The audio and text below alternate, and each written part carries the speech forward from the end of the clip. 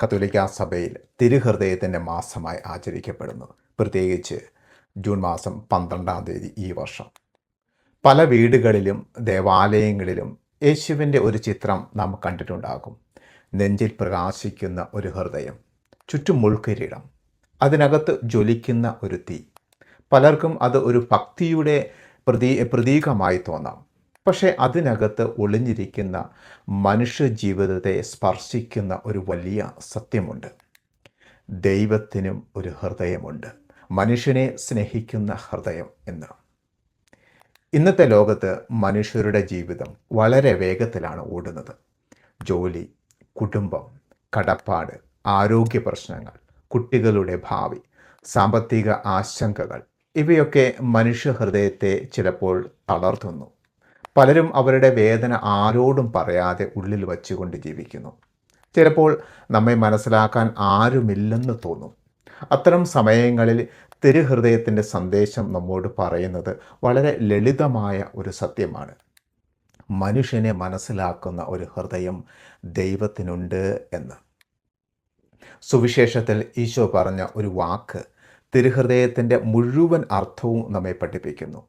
അധ്വാനിക്കുന്നവരും ഭാരം വഹിക്കുന്നവരുമായ നിങ്ങളെല്ലാവരും എൻ്റെ അടുക്കൽ വരുവിൻ എന്ന്. മത്തായിയുടെ സുവിശേഷം 11-ാം അധ്യായം 28-ാം വചനമാണിത്. യേശു വിളിച്ചത് വലിയവരെയോ ശക്തരെയോ ഒന്നുമല്ല, ജീവിതത്തിൽ തളർന്നവരെയാണ്. ജീവിതത്തിൽ ചില ദിവസങ്ങൾ നമുക്ക് വളരെ ഭാരമുള്ളതായിരിക്കാം. ജോലി നഷ്ടപ്പെട്ട നിമിഷങ്ങൾ, കുടുംബത്തിൽ പ്രശ്നങ്ങൾ ഉണ്ടാകാം, ആരോഗ്യ പ്രശ്നങ്ങൾ വരാം, ചിലപ്പോൾ നമ്മെ മനസ്സിലാക്കുന്നവരും കുറയാം. അത്തരം സമയങ്ങളിൽ ഈ വചനം നമ്മെ ആശ്വസിപ്പിക്കുന്നു. യേശുവിൻ്റെ ഹൃദയം മനുഷ്യൻ്റെ വേദന കേൾക്കുന്ന ഒരു ഹൃദയമാണ്. ക്രിസ്തുവിൻ്റെ ജീവിതം മുഴുവൻ മനുഷ്യർക്കായുള്ള സ്നേഹത്തിൻ്റെ കഥയാണ്.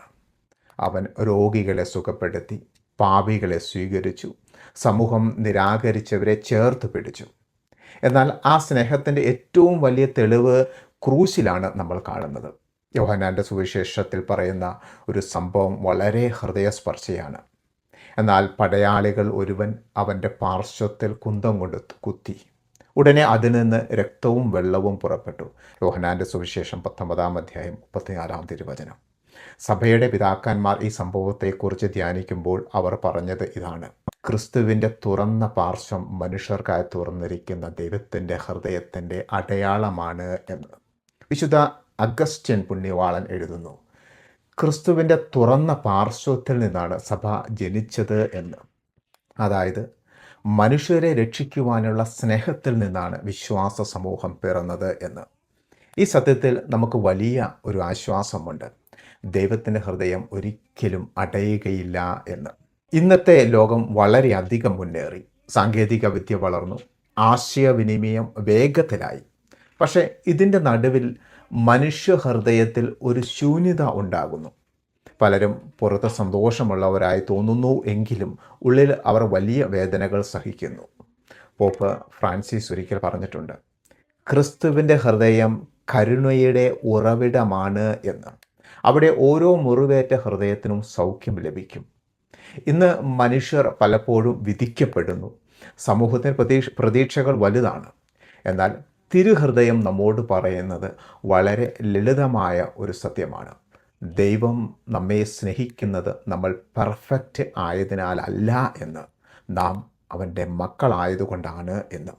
വിശുദ്ധ പൗലോസ് എഴുതുന്നു, ഉയരത്തിനോ ആഴത്തിനോ മറ്റെന്തെങ്കിലും സൃഷ്ടിക്കോ നമ്മുടെ കർത്താവായ യേശു ക്രിസ്തുവിലൂടെയുള്ള ദൈവസ്നേഹത്തിൽ നിന്ന് നമ്മെ വേർപെടുത്തുവാൻ കഴിയുകയില്ലെന്ന് എനിക്ക് ഉറപ്പുണ്ട് എന്ന്. റോമാക്കാർക്ക് എഴുതിയ ലേഖനം 8-ാം അധ്യായം 39-ാം തിരുവചനം. ഈ വാക്കുകൾ മനുഷ്യന് വലിയ പ്രത്യാശയാണ് നൽകുന്നത്.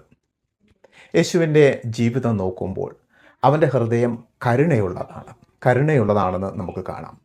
അവൻ രോഗികളെ സ്പർശിച്ചു, പാപികളെ സ്വീകരിച്ചു, നിരാകരിക്കപ്പെട്ടവരെ ചേർത്ത് പിടിച്ചു.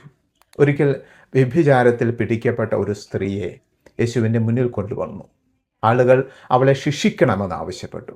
എന്നാൽ യേശു അവളോട് പറഞ്ഞത് ഇതായിരുന്നു: ഞാനും നിന്നെ വിധിക്കുന്നില്ല, പൊയ്ക്കൊള്ളുക, ഇനിമേൽ പാപം ചെയ്യരുത് എന്ന്.